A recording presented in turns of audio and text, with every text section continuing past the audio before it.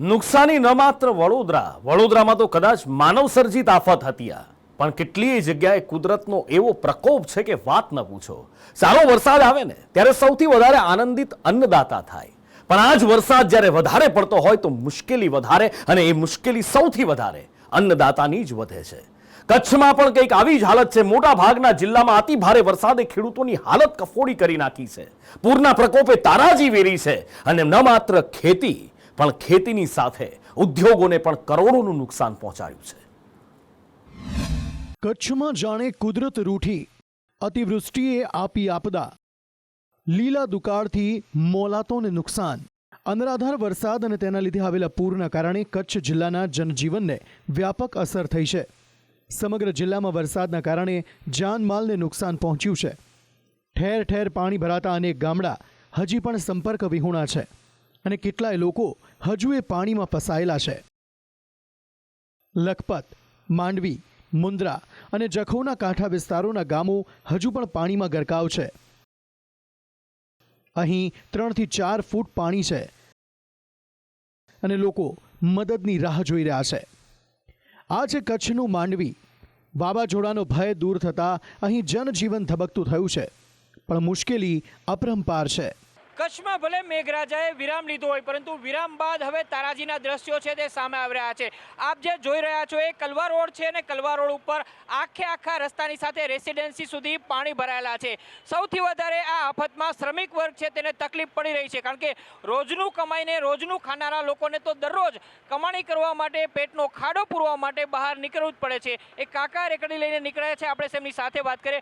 શું નામ છે તમારું? મોહમ્મદભાઈ. મોહમ્મદભાઈ, તમે પાણીની અંદર નીકળ્યા છો, રેકડી લઈને કેમ નીકળવું પડ્યું? એમ તેમ કરીને નીકળ્યા, પેટ સારું નીકળ્યા છે બાપા, શું કરીએ.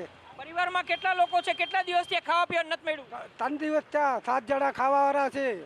આ મોહમ્મદભાઈની એકની વાત નથી, પરંતુ અહીંયા આ આખા વિસ્તારની અંદર રહેતા લોકોની વાત છે. તંત્ર છે હજુ સુધી અહીંયા પહોંચ્યું નથી, પરંતુ સંદેશ ન્યૂઝ પહોંચ્યું છે લોકોની પીડા માટે. શું કહેશો તમે? આ પાણી તમારી દુકાનમાં ભરાણું કેટલું નુકસાન? નુકસાન તો ઘણું નુકસાન છે.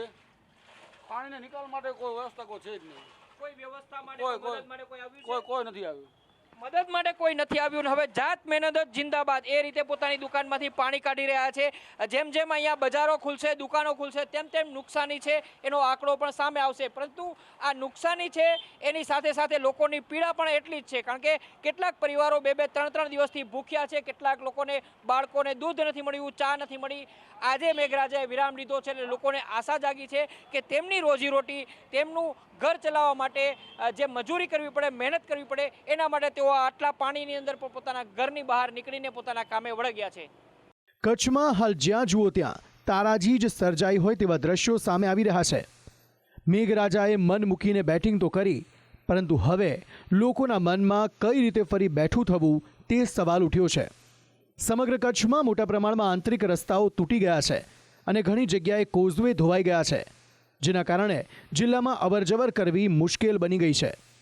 1 અઠવાડિયા સુધી જે ભારે વરસાદ જ્યાં થયો તેના કારણે કચ્છ જિલ્લાના ઉદ્યોગ જગતને મોટા પાયે નુકસાન થયું છે. કચ્છ જિલ્લામાં મીઠા સહિત વિવિધ ઉદ્યોગોમાં ઉત્પાદન એક રીતે ઠપ થઈ ગયું છે. છેલ્લા 7 દિવસથી સમગ્ર કચ્છ જિલ્લામાં ટ્રકોની અવરજવર બંધ છે. જિલ્લામાંથી ન કોઈ માલ બહાર જઈ રહ્યો છે, ન કોઈ વસ્તુ આવી રહી છે. જિલ્લાની અંદર પણ સામાન મોકલવામાં તકલીફ થઈ રહી છે. કચ્છની રોનક ગણાય છે માંડવી બીચ, કે જ્યાં હાલ બધું જ હતું ન હતું થઈ ગયું છે. જ્યાં જુઓ ત્યાં બસ બરબાદીનો જ મંઝર દેખાઈ રહ્યો છે. દુકાનો સંપૂર્ણ રીતે બરબાદ થઈ ગઈ છે. અત્યારે તમે જે દ્રશ્યો જોઈ રહ્યા છો એ માંડવી બીચના છે. અહીંયા સુધી દરિયાનું પાણી આવી ગયું હતું, તો વરસાદી પાણી ભરાવા માટે આખા માંડવીના જે પાણીઓ છે તેના નિકાલ માટે આ કોતરો છે તે તોડવામાં આવી હતી. જે ખાણીપીણીની બજાર અહીંયા ભરાતી હતી તે પાણીની અંદર આખી ડૂબી ગઈ છે. આપ જે દ્રશ્યોની અંદર જોઈ રહ્યા છો એ નાની દુકાનો છે. અહીંયા બીચની અંદર નાના ધંધાર્થીઓ છે, એમનો સામાન છે એ સંપૂર્ણપણે આ દરિયાના પાણીની અંદર અને વરસાદના પાણીની અંદર તબાહ થઈ ગયો છે.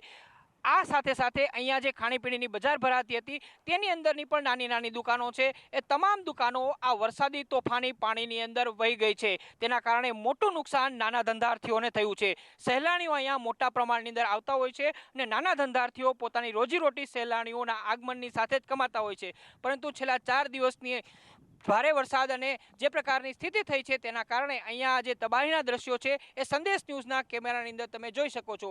અહીંયા કંઈ જ બચ્યું નથી. એટલે આપણે નુકસાનીનો અંદાજ અત્યારે લગાવી ના શકીએ, પરંતુ નાના ધંધાર્થીઓ છે એમને જે દૈનિકની રોજીરોટી મળતી હોય છે એ આ જ દુકાનોની અંદરથી મળતી હોય છે, પરંતુ આ બધું જ સંપૂર્ણપણે તબાહ થઈ ગયું છે. હવે નાના ધંધાર્થીઓ કઈ રીતે બેઠા થશે એ એક સૌથી મોટો સવાલ છે.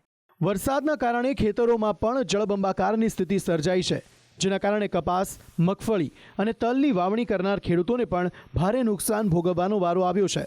જિલ્લામાં ઘણા વિસ્તારોમાં તો હજુ પણ ખેતરોમાં પાણી ભરાયેલા છે. ત્યારે હવે જગતના તાતની બસ હવે સરકાર સામે મીટ મંડાયેલી છે કે સરકાર સર્વે કરીને ખેડૂતોને યોગ્ય વળતર આપે. બ્યુરો રિપોર્ટ, સંદેશ ન્યૂઝ.